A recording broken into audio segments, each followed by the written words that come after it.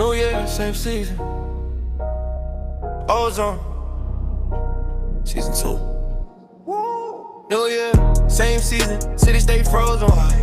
Big apple pressure when you step in the ozone, man. Jets, Knicks, Giants, pinstripes, orange and blue. Whole city locked in. We are live, and we are with you with another Knicks Live playoff reaction show. And this one is different from the others because this one is we moving on to the second round. Super producer Dave is with me live from parts unknown in his sanctuary home. He's wanted by a lot of Atlanta Hawk fans. Man, I'm really close. I'm closer than you.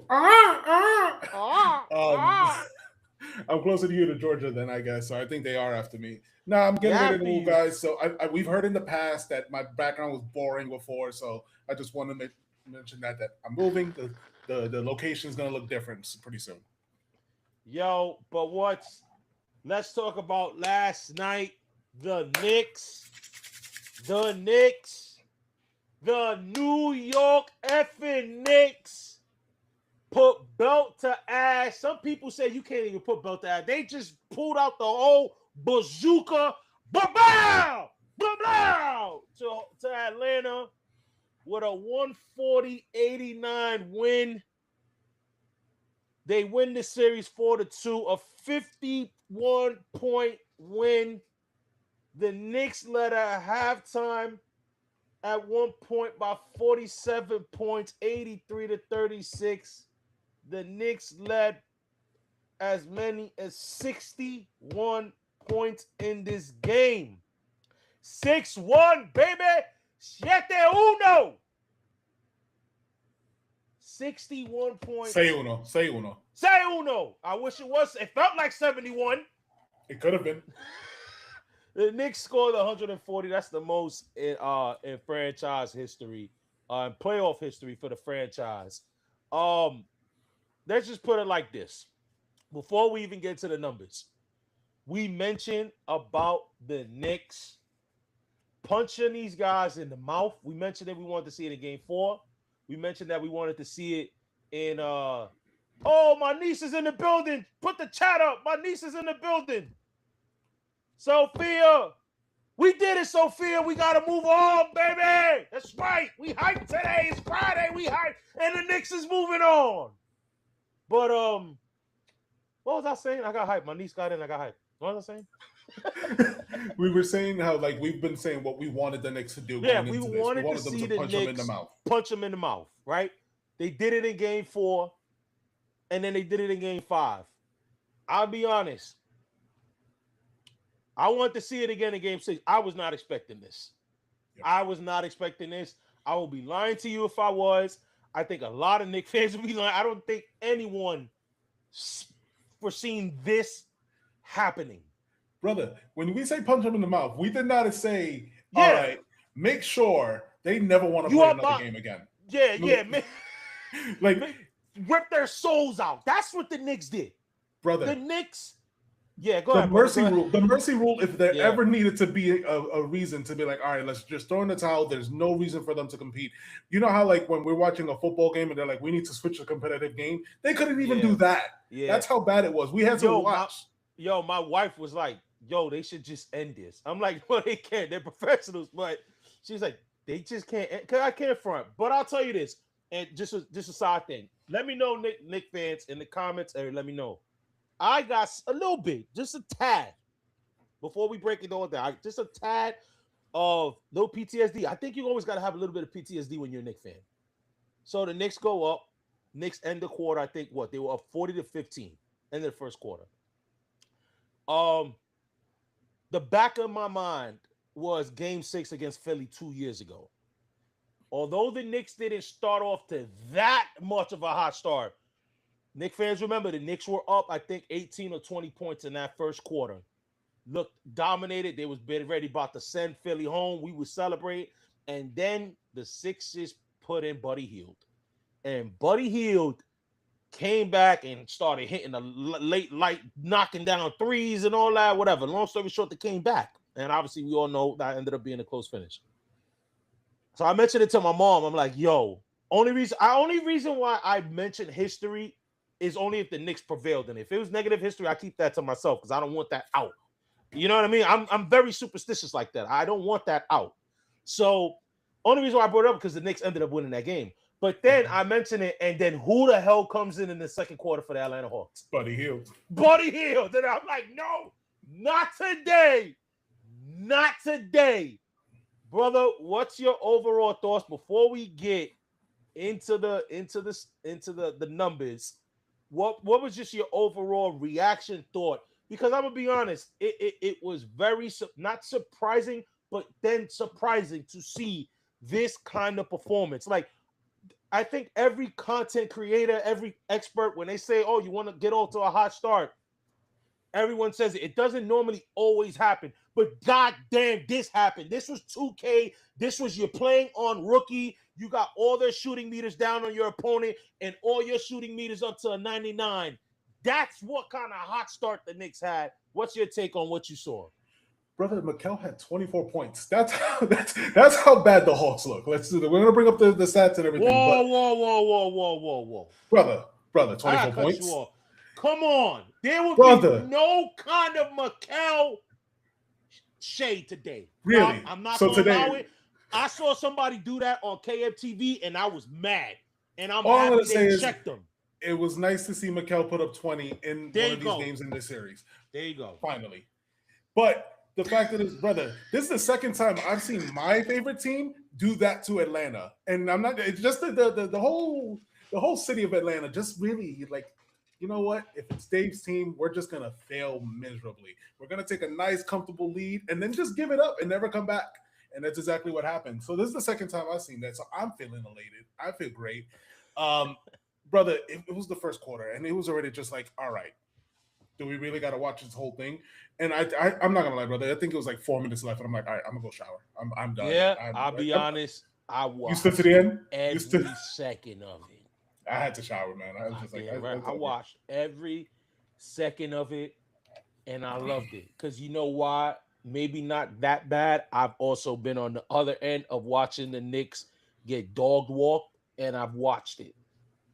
And I'm like, I'll be damned if I'm going to not bask in the enjoyment that I'm getting out of this. Because obviously going into this series, a lot of people question whether the Knicks will be able to prevail in this series. I'll read this question in a sec.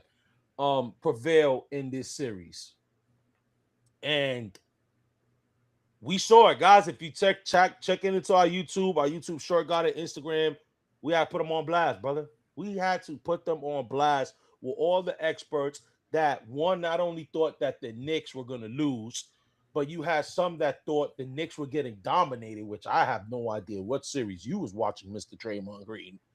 And then you had some people who, even after the Knicks put belt to ass in game 4, you had some doubting. I mean, in game 5, you had some doubting whether the Knicks could win 6 and 7, Mr. Sir Skip Bayless. So it's, so for the Knicks to do what they did, you gotta love it. And super producer Dave is posting the video right here. So if you guys get an opportunity, check it out on all our social media platforms.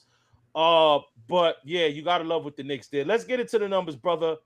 As we open up every live, let's look at the team stats, and it's gonna be lopsided. It's gonna be lopsided.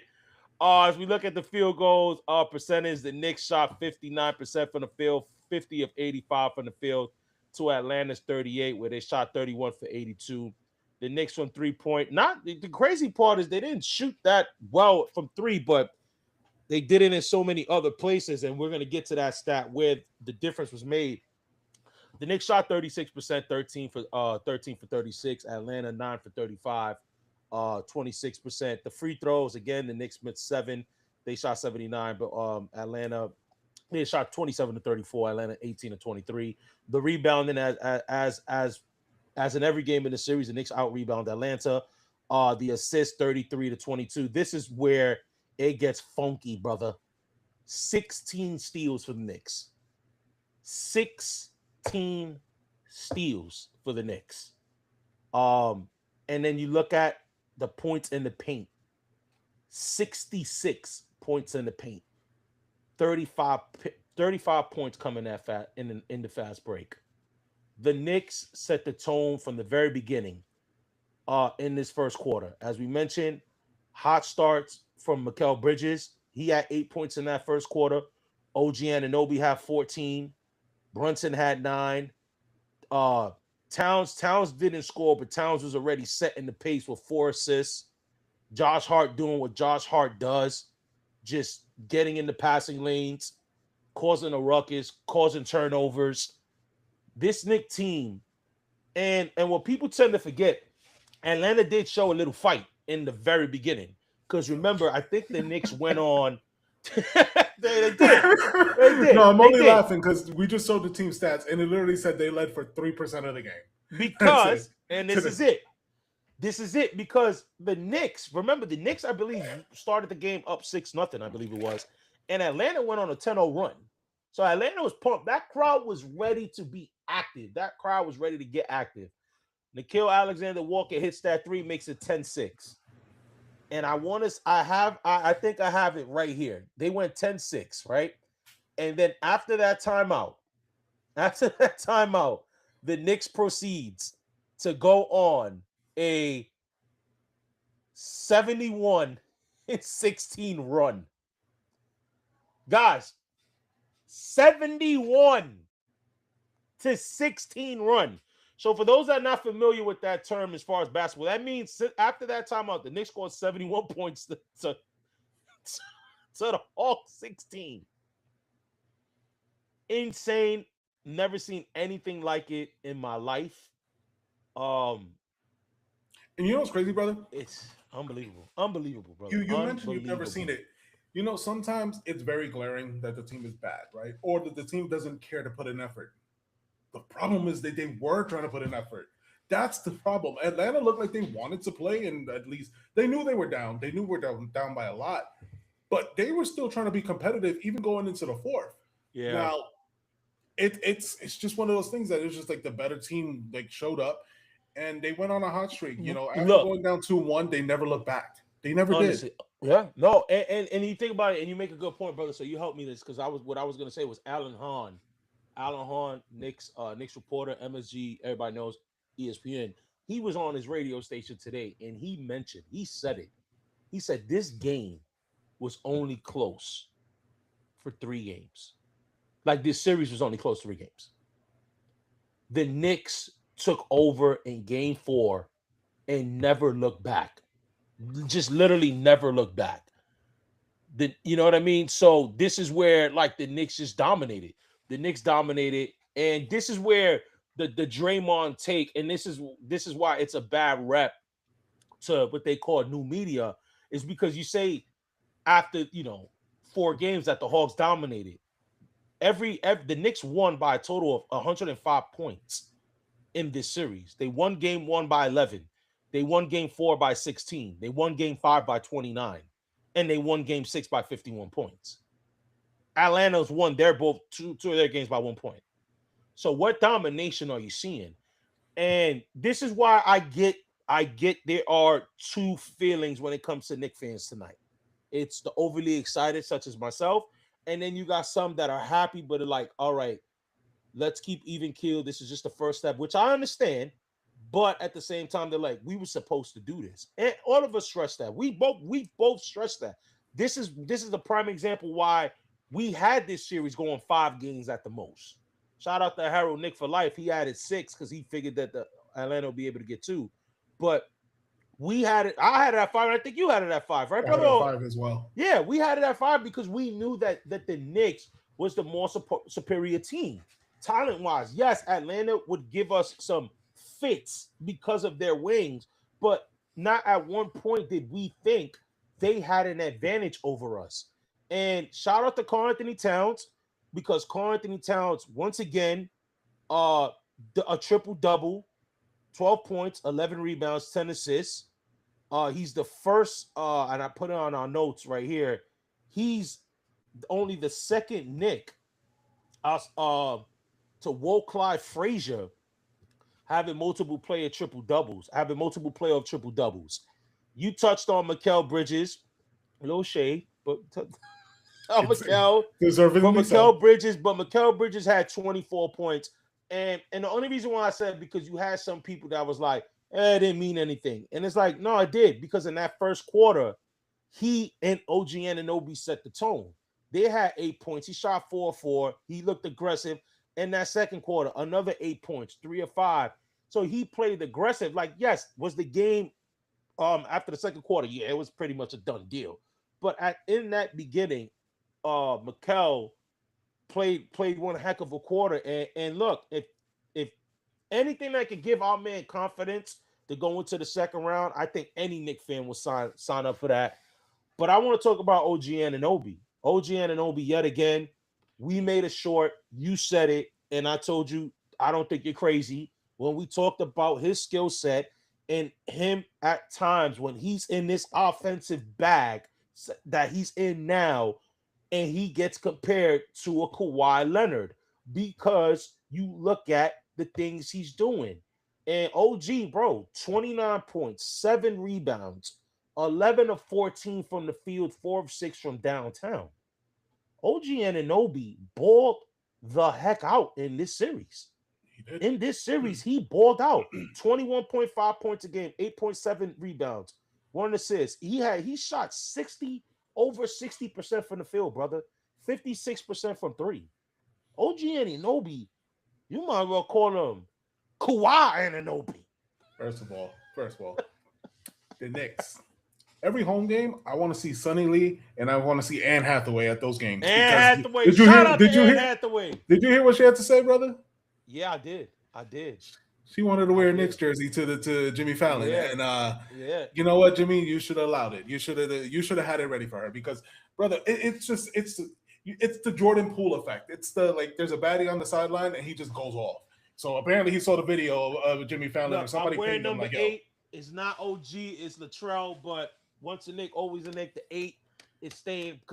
Just put like temporary tape over. Yeah, I'm gonna get an OG jersey. I gotta get OG. I gotta get an OG jersey. But brother, OG has balled out, and a lot of people are upset about other Knicks being on other teams and being in the playoffs. And then I look at OG and what we got from that trade packet from Toronto, and I will never look back. OG has been more than amazing, and he has, outside of maybe some health concerns, that's fine. Everybody has them. I love OG. Him and Mikal, when they are gelling, Wingstop is amazing.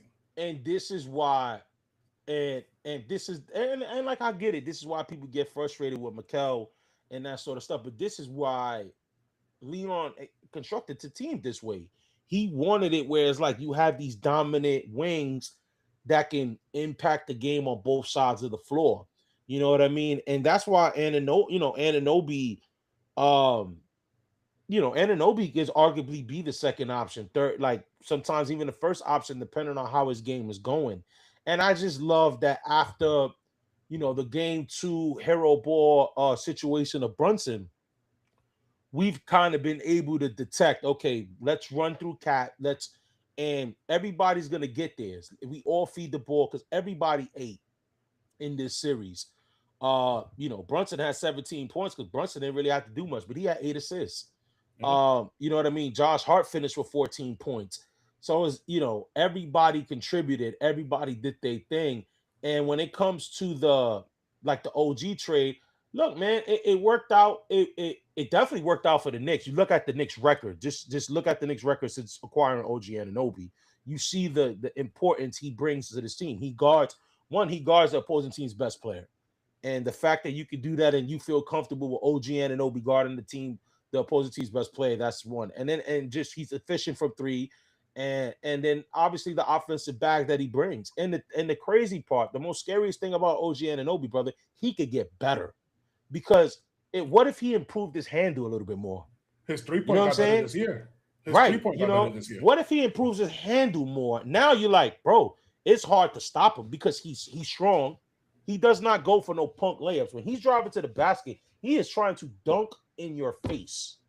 You know what I'm saying? Like, and I that's love what that he trying. looks for that dunk too. Yeah, When he's under the yeah, basket, he's not trying to finger roll that. He's not trying to finger roll it. No, he's trying to bring it in. Yeah, 100%. So, shout outs to OG Anunoby. I think we answered the question. I think Jess asked us, of who's our MVP of the series. I think we might have, now that we know that the series over, let's answer that towards the end of tonight's show, because maybe we might have changed our mind after watching Game 6. But I have to say something else. Go ahead, brother. Another shout out while we're doing shout outs. Mike Brown. And I think this is something with the team and Mike Brown. The adjustments have been made, and you've seen it. Cat was running like a forward guard. Like, he was dishing it out and took a lot of the load off of what Brunson would do. You understand that everyone associates point guards with the assist, and that's what he's supposed to be doing.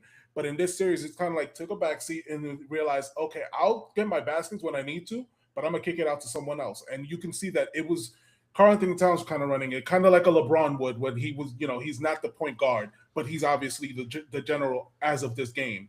And you got to shout out Mike Brown for that, because all season we've been questioning, where is this game with Cat? Where is this game with Cat?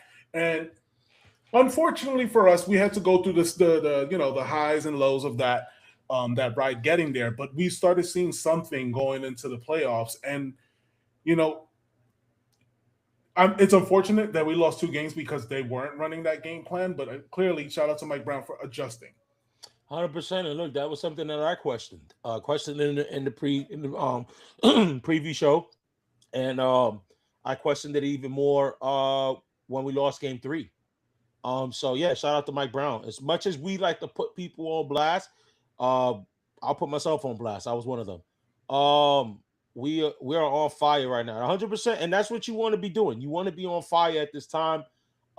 It's about who's playing the best basketball in April. You look at Orlando right now. Orlando, I think, is up 18 against Detroit. Detroit was the dark. Yeah, Detroit was the darlings. Screaming A. Smith, who now this morning his jackass is like, oh, we're gonna make the finals. But then a month ago, you was out here crying that you're scared of Detroit. Yeah. So, bro, if you have 50 points and it's not even at the half, a team comes back to win, the Knicks don't deserve to be a team. 100% right. I agree. You know what I mean? I definitely agree to that. That's JV versus varsity team numbers. I think it's even worse. I think it's like it's the pro team versus JV. Like, that's what it looked like. That's what it felt like.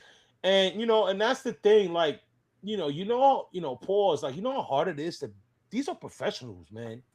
You know what I'm saying? Like, I don't even think, real talk, if the Knicks were to play a college team, they could beat them that bad.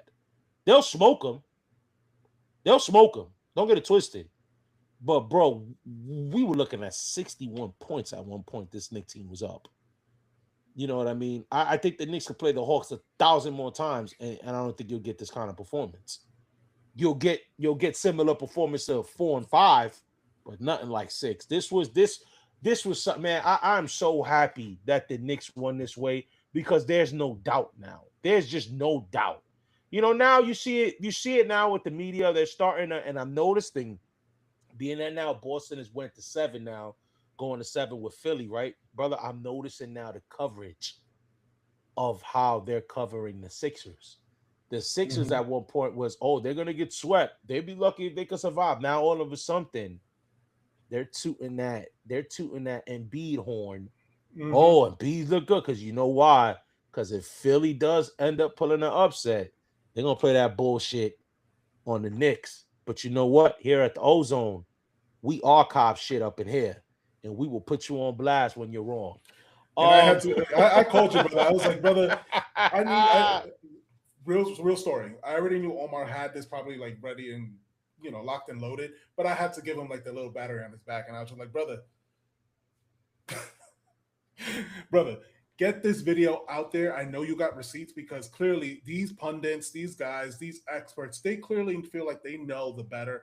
A lot of it feels like it's either like it's just forced Nick hate, Knicks for click. It's all that. But the fact is that, like, you are experts. You get paid to give an actual take that people feel like they should respect, right? We should watch people and like, you know what, this guy probably knows a little bit more than me. He's played, he's coached, he's done this, and everyone out there is just giving these horrible takes just because I don't know. There's this like I understand when you want to say you hate Knicks fans, right? Because we're excited that we beat a Hawks team, a 6th seed by 51 points.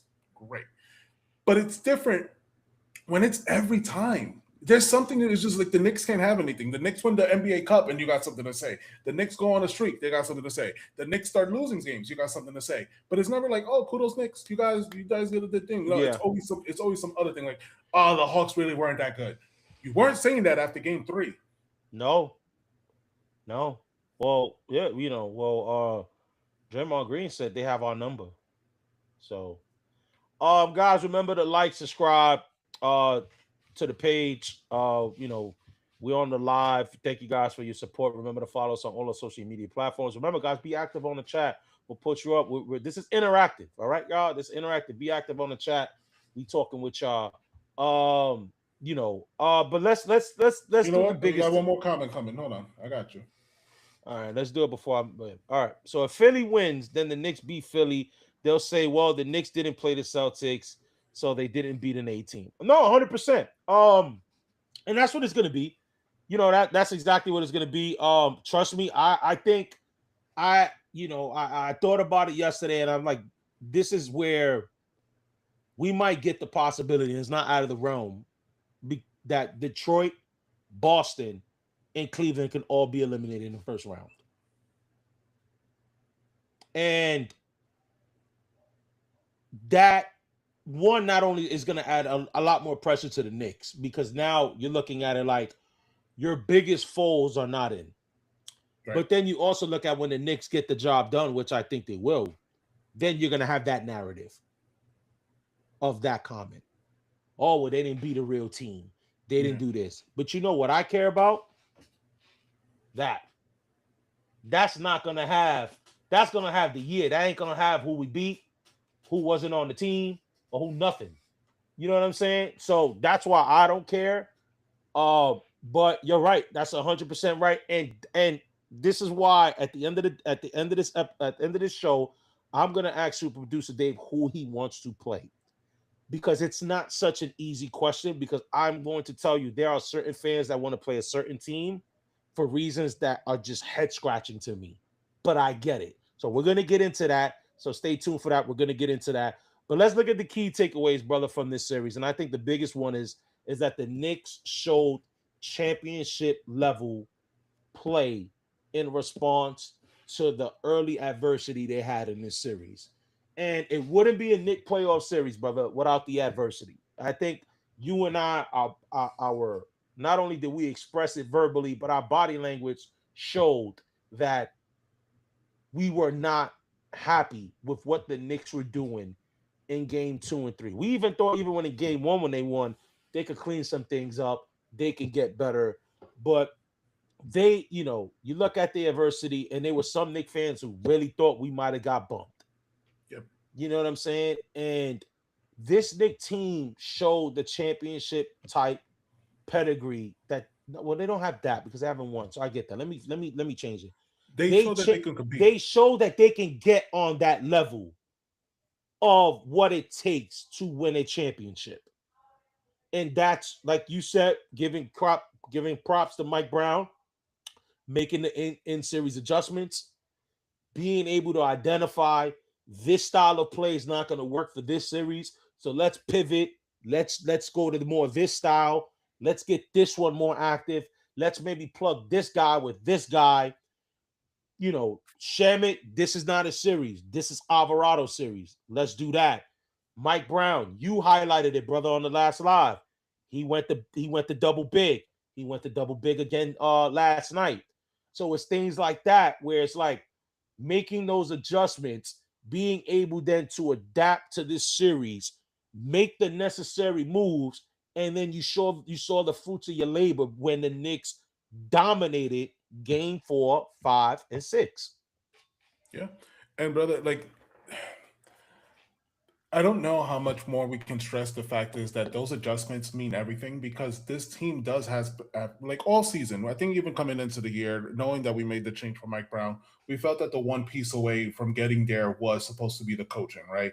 We made acquisitions to the bench. We picked up Clarkson, we picked up Alvarado in the midseason, Sohan.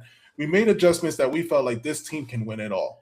And whoever was on the path there, we felt like we can take them. This team felt like we can beat Boston. We felt like we could beat Detroit. They got the better of us during the season. That's fine. We could beat the Cavs, and we felt like we could beat the other teams. But the fact is that what you hear now, with everything being done, is that, well, okay, they can beat the East, but they're not going to beat OKC.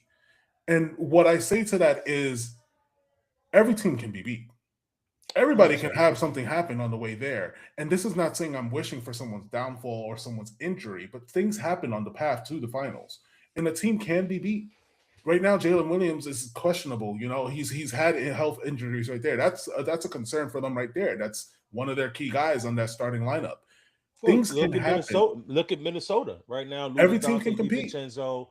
Yeah, look, and anything can happen in the playoffs. And this is why, you got to have a little luck. It comes with skills. We have to have a little luck. If it's anything that the finals proved last year was that, OKC's probably not champs if Tyrese Halliburton doesn't tear his Achilles in Game 7. You get what I'm saying? Like, it got to Game 7. It got to Game 7. OKC's this good. And mind you, here's another thing, brother. I'm sorry. Here's another thing. Go ahead, do your thing. Apparently, they're the more experienced team. They won a championship. Don't get me wrong. They won a championship. But those are still young guys. These guys are still under 26, 27. So don't give me this bull crap, this bullshit, actually. We're live, so I'm not live. This.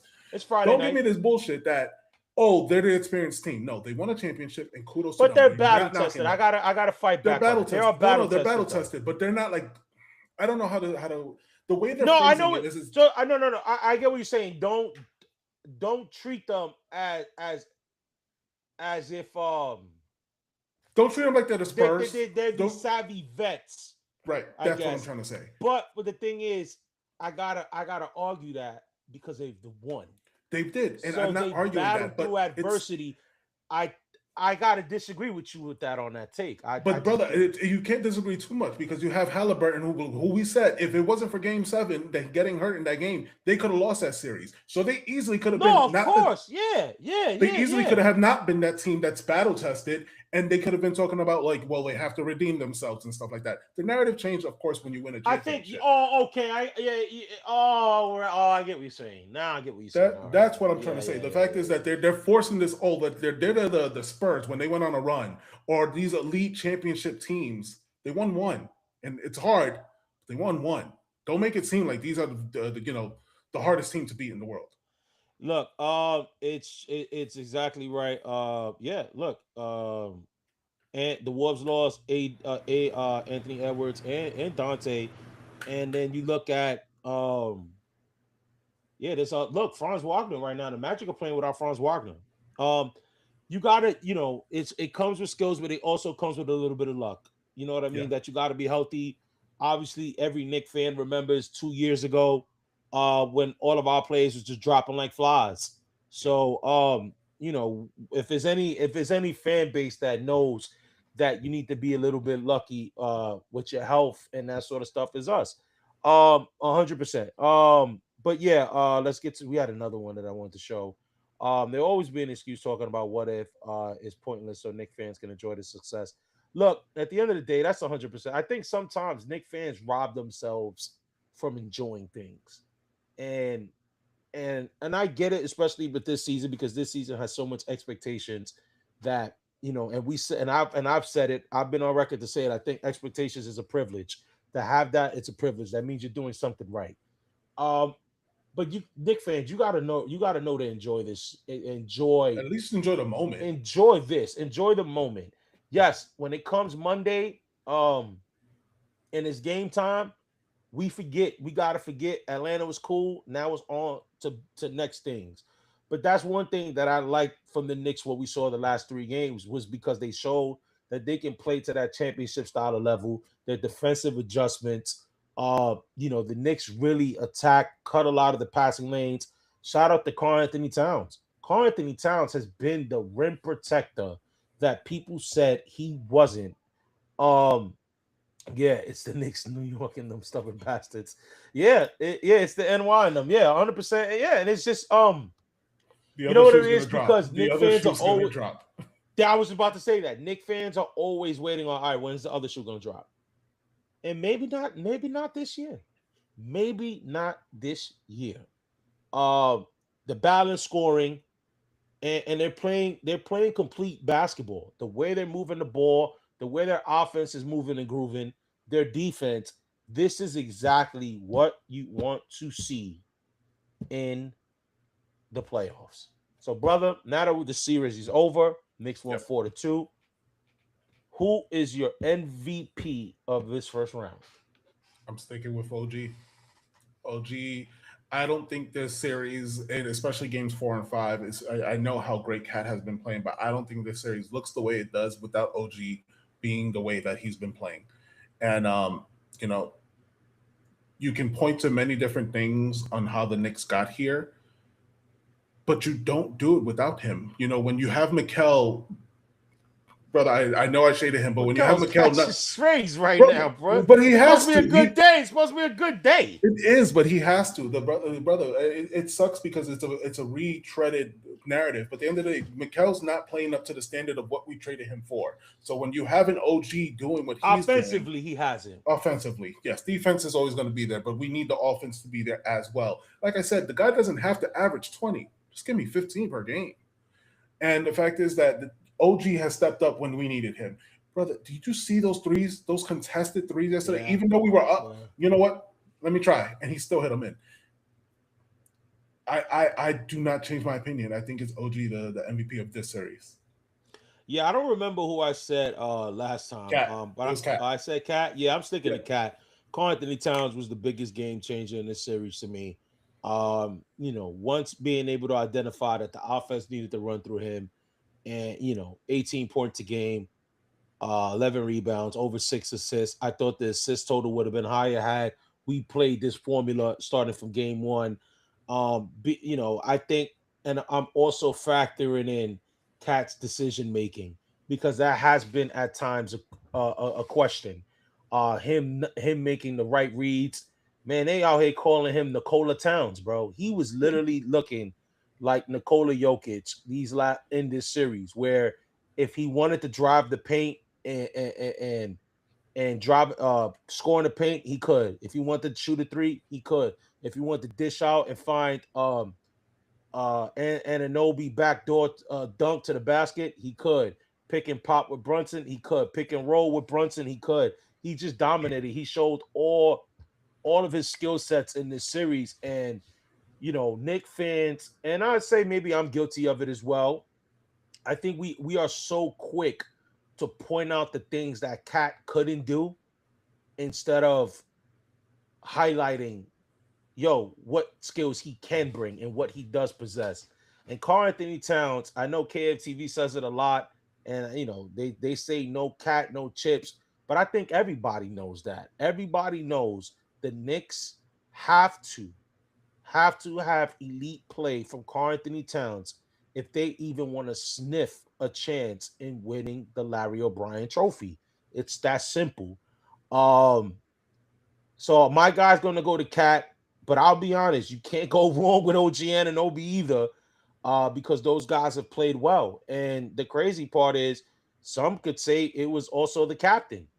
You know what I mean? So that's a good thing to have when you can point out certain players, you know what I mean, as candidates for MVP. And you can go Josh Hart too defensively, or how he guarded Jalen Johnson. So it's a lot of options, but I think the main ones are definitely going to be Cat or OG. They learned from Paul Gasol on how to be a big man. Yeah, look, I'll even do one even older than that for older Knicks fans, for older basketball heads. Anybody check out tape on Arvydas Sabonis from Portland in the late 90s, early 2000s. But yeah, Paul Gasol, those guys, I think, those bigs that can stretch the floor, also post you up, Cat, Cat. I don't want to say Cat has a post game like Powell had, but to be able a 3-level scorer, big guy, big man that's 3-level scorer like that. Yeah, 100%. And can defend too. And can defend. Cat defended so well in this series, man, with blocks, not the stupid tacky fouls that he would get. Shout outs to hands. Him. And you know what? You mentioned him too. Brunson. Shout out to Brunson's defense in that game. I get it. Yeah. Brunson really stepped up. He got a lot of shit He got a lot of shit on him and McCollum and all that stuff. And you're right. He stepped it up. You saw it early on. What helped get us that huge lead was the fact that Brunson's hands were active in getting those steals and pushing it down and just getting those fast break points. So shout out to Brunson also stepping it up and saying, you know what? I don't have to just be the scorer here. I can also help out. And he always helps with taking the charges. I'm not saying that he gives up on defense. I'm saying that he can play better defense, and he finally showed out in this game. Yeah. We hope that continues. Bridges playing like J.R. Smith. He was shooting us into a game, shooting us out. I'll tell you this. I wish he had a little bit more J.R. Smith in his aggressiveness. I think that's the one thing that always bothers me with Mikal is that I want him to be aggressive. He'd be open and passing. What are you doing? Right. I want him to look for his shot. So if anything, I wish Mikal had a little bit more JR in him, because I think that would alleviate a lot of things for Brunson. I really do. Obviously, no one. I don't think we're ever gonna get Brooklyn Mikal, but Mikal got it. He got it back. Look at his Brooklyn highlights. He has a bag. He is more than capable of doing it, and hopefully, this is the game that propels him. But brother, we have to talk about now who's next. Yep. And perfect scenario happened for the Knicks last night. The Knicks won. Boston chokes. They lose game 6 at Philadelphia. So now they got their game 7 tomorrow night, 7 o'clock. We're going to have Mitchell Robinson. Before I even get that, guys, I don't think Mitchell Robinson gets suspended. I know he was ejected on the bullcrap with Dyson Daniels, which I thought was very lame. I thought the refs should have just gave them both a tech and called it a day, let them play. I don't think it needed an ejection. I know that these guys have been really chirping throughout the series because this was not the first time Daniels and Mitchell Robinson got into it. But I just thought it's playoff. Dyson Daniels was being a little dirty, grabbing Mitch's shoulder. For those that know, that's how Kevin Love got hurt. So that was corny. I thought they should have just been teched and that's it, because the league did that in the second game with Joker and the guard, I forgot his name, in Minnesota. You gave them a tech and that's it. You didn't eject anybody. I didn't think they needed an ejection. I don't think this is gonna have any carryover to the next series. I don't think Mitchell Robinson's gonna get suspended. I really don't. Especially with Adam Silver, bro. Adam Silver is not David Stern. If it was David Stern, I would be afraid. Also, because no punches were really swung. Yeah, and no punches. So that's why I don't think he should have got ejected.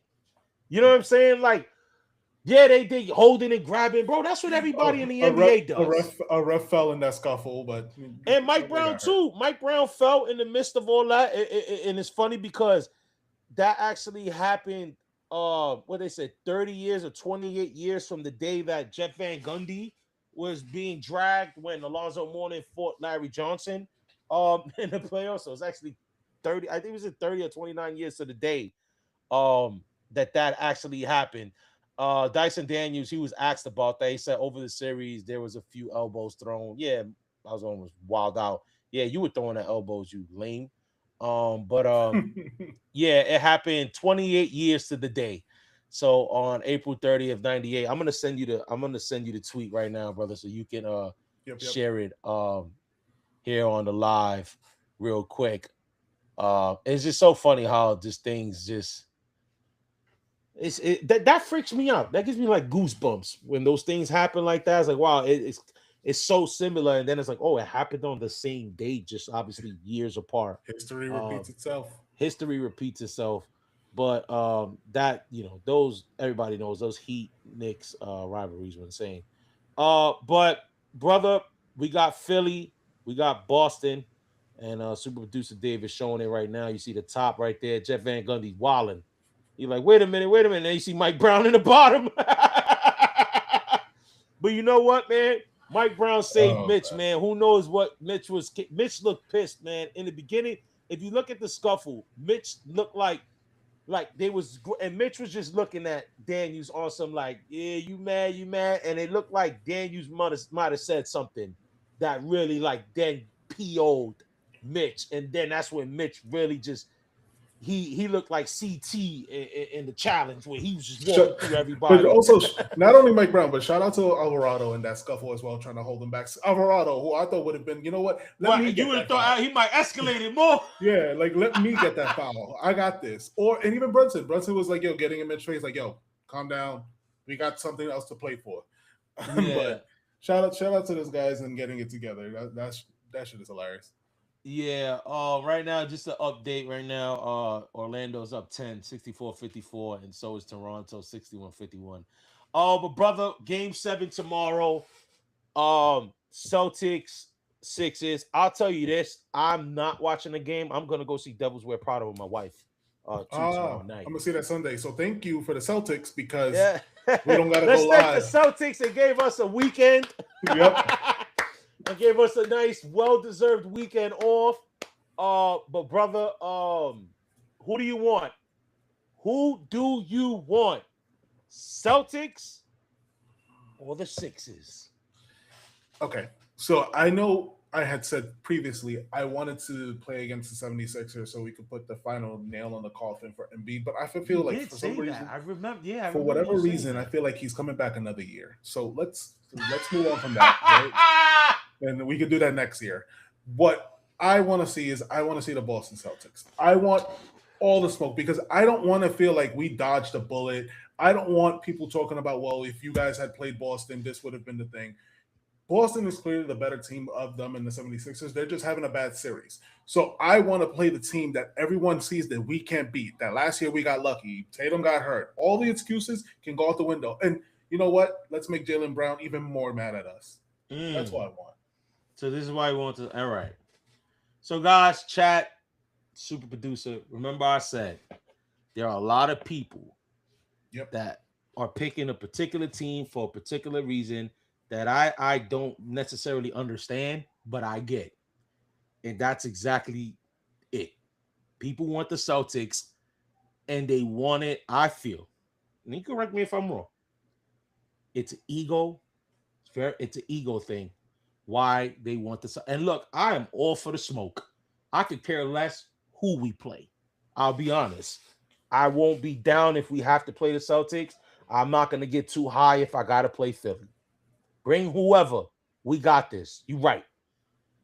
I want Philadelphia because you know why? I want home court. This Knicks team was almost unbeatable at Madison Square Garden. Yes. Did we drop game 2? Yeah. But this Knicks team at home was a very good team at home. You look at the matchups, and we'll get into it if whoever wins. Super producer Dave and I will have a special preview episode that's going to air on Monday to get you guys well prepared before game 1 of the semis. So it will be available Monday at 5 p.m. But I want to play Philly, brother. I want to play Philly. I want home court. I'm always going to be in favor for a game 7, if possible, being played at Madison Square Garden. Like I said, I understand why people want Boston because, obviously it's that narrative of, Tatum got hurt. We wouldn't have won when everybody knows we were winning that series regardless. But my take on this is that we beat them again. You don't think that's gonna have an asterisk to the Boston haters? I mean, to the Knicks haters and Boston fans? Oh, we played. Well, yeah, they had Tatum, but he wasn't fully healthy. This was supposed to be their whatever, I don't know what they were calling it, running back year or their rebuild year or whatever year. But that narrative is gonna be out there regardless. They're gonna find a narrative out there. It's that simple.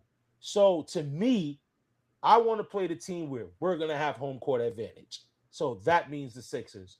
As I said, am I going to be down if we have to play the Celtics? No, because I've said it from the very beginning. I am not afraid of this Celtics team. This Celtics team is not as good as last year's, nor the team that won. You want to play them in the bootleg garden? Oh, in the Fleet Center? Man. Look, man.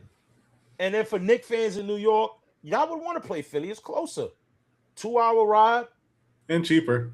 Take over their building. It's going to be cheaper. I'm just saying I would rather play Philadelphia. Philadelphia is playing like 6 dudes, bro. They got like a 6-man rotation. And you know why? You don't hear shit because it ain't Tom Thibodeau.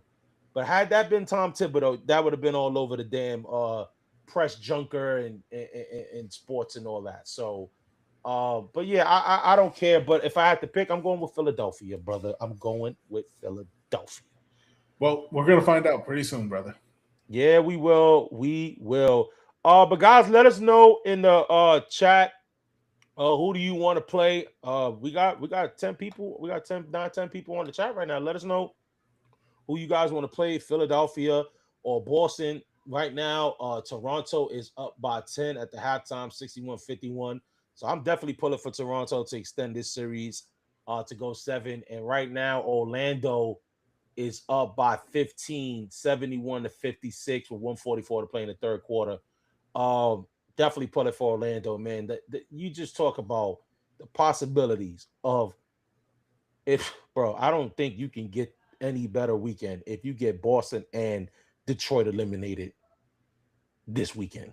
Yeah, bro. Especially the high horse that everybody was on regarding this Detroit Pistons team. We might have to make another video. We will, because I get it. They ran away with the East this year. They won the 60 games, but it I don't know. I don't know how they got. It's one of those things. That like you won 60 games. I know. It's because it's the hater in me. Sorry. No, we've said it, brother. Everyone has said it. If you watch, look, and this is why I like the Spurs. I do. I like the Spurs, and I cannot wait till the Spurs play OKC. But I'm not going to be quick to give the Spurs to put the Spurs as the favorite just because of what they did. Let's Philly born and raised. Oh yeah, we're gonna be smoking on that Philly pack for sure. I'm not gonna be overly like on the Spurs side because what I've seen in the regular season. The playoffs is a different beast.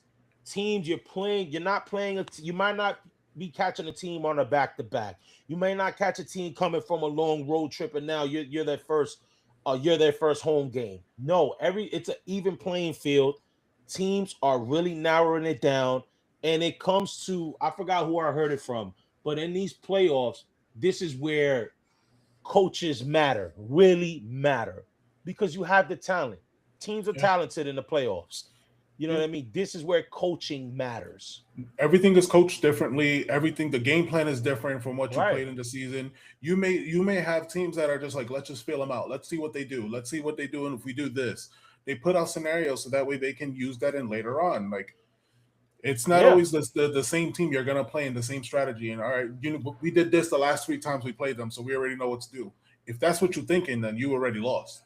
And 100%. This is why people overreacted with these Knicks losses. And we're 13 minutes in this game, and tomorrow night away from 2 teams that ESPN all season have said that they're going to kick our ass in the playoffs, and they're not even going to be in the playoffs. It's a strong possibility those teams are not even going to be in the playoffs. So it's like all this concern of, Detroit whipped our ass all year. They're a quarter away from possibly having their season ended. This is why you cannot overreact to the regular season. And I'll be honest, this Knicks series proved why you can't overreact on every single game in the postseason. Because you get games like 2 and 3 where most Knicks fans, not all, most Knicks fans are ready to jump off the cliff fire Mike Brown, trade everybody, bring in Giannis, and now those are the same fans that are talking about we want Boston. Can't overreact, guys. You can be happy. We can be happy. We can celebrate this win, but we cannot overreact. I have one more advice for Knicks fans. Guys, enjoy your weekend. Enjoy your weekend with your loved ones or whatever you do. Go to the movies, do whatever makes you happy. Because Monday, the grind starts again. So enjoy your weekend. We got stress-free weekend, unless you're a Mets fan. Because the Mets is looking rough. But if you are a Mets and Knicks fans, you probably not even focus on the Mets right now. You probably more geared. I would hope so. I would hope for your sake. You're not. Yeah, I know we got some Met fans on the chat. We got Met fans that are going to watch this later. But just at least you got your Knicks. But guys, remember to like, subscribe to the page. Thank all of y'all who has reposted, shared, and liked our videos today and every this has been a big month for the Ozone. This has arguably been our best month since we've been running. Over 24 new subscribers on YouTube just in this month of April. We are now in May 1st, but the month of April has been very good to the Ozone, and the month of May is going to be even better. So, and that's all because of you guys. Thank you guys for sharing our stuff, liking our stuff, spreading the word, doing what you got to do. We really appreciate that. We are a mom and pop, rooted from the grass kind of show. We are not backed by anyone. We are not, our show is not riding the coattails of franchises and that sort of stuff. No, we are starting from scratch. This is all built by the community. This is all built by the community, by you guys, because we cannot have what we have if it's not for you guys. So we thank you guys so much and for the continuous support. So remember to follow us. We are available on Instagram, Twitter, TikTok, Threads, and Reddit, guys. And then remember, we will have, so the next live will be Tuesday night. We'll be reacting to game 1 of the Eastern Conference semis. But Monday at 5 p.m., we will have the Eastern Conference semis preview show where we will be going in depth with the Knicks, and we don't know who the opponent is going to be, but we will find out by then whether it'll be the Celtics or the Sixers. Real quick, I just want to piggyback off what you were saying. This is a two-man team, and I think I want to stress that even more important. This is a two-man team. Me and Omar have regular jobs. We do this on our own. We do this because we love this. We love putting this content out. We already do this on our own. We talk about sports all the time, and for the longest, I always felt that, Omar was somebody who needed to be in front of a camera and talking about his sports. He told me, brother, I can't just do this alone and just talk to a camera by myself. Please join me on this journey. And we appreciate all the love that you guys have done this. There are so many different ways that we can fake and get these numbers up. We can pay for subscribers. We can do different things to generate this, but we're not doing that. We're paying for this on our own accord, and I don't want to go too deep into the specifics, but this is our stuff. This is our hearts being poured into this. So definitely appreciate all the love that you guys have done, all the spreading of this channel in all our different platforms as well. We really do appreciate the support. Like every day, me and Omar are like, yo, we got another one. We got another one. It could just be one subscriber, and we're just happy we got that. So once again, brother, thank you for all the work that you do, because you make this just as easy for me, and I'm sure you feel the same way of my same here, brother. Same here. And thank you to everyone who helps us out and helped us grow. Yeah, man, and it's you guys. Right now our last post where we put everybody on blast has over 2,000 views on Twitter, 156 likes, 42 reposts and archives. So shout out to you guys for your continuous support. Guys, like I said, we will be live again Tuesday night, 8 p.m. reacting to game 1 of the Eastern Conference semis, and 5 o'clock Monday with a brand new episode of the Ozone. Guys, if you want to get your NFL draft fix, we have our episode that's out right now where we are covering the New York Jets and the Giants draft. We are breaking down the picks and the Patriots. That's right, the Patriots. We are breaking down their picks. We're talking about what we like, what we didn't like. We're giving grades. We're also talking about Mets and Yankees. So that episode is available right now. And then remember, for Monday, 5 p.m., we have a brand new episode previewing the Knicks second round. But in the meantime, in between time, guys, we catch y'all on the flip side. Enjoy your weekend. Let's go Knicks. No, yeah, same season.